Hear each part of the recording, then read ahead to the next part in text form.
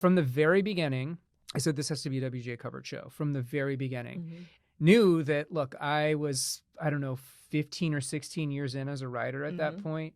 And all of my financial advice comes from stand-ups, which is basically boils down to save your money, keep your living expenses, keep your nuts small, live like you're in college and Yeah. that really was ingrained in me because I was, basically just a stand-up doing part-time jobs to float myself Right. for several years before I broke in as a TV writer. And so I pushed for WGA coverage. And they, at the last minute, the deal was pregnant, things ready to go. And at the last minute, they tried to switch it to Animation Guilds, because they had some other shows that were Animation Guilds.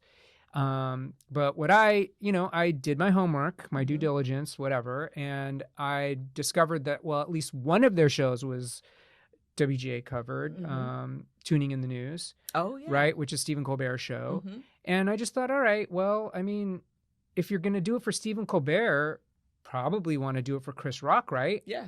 And, I shared the same thing with Chris Rock. Mm-hmm. And, I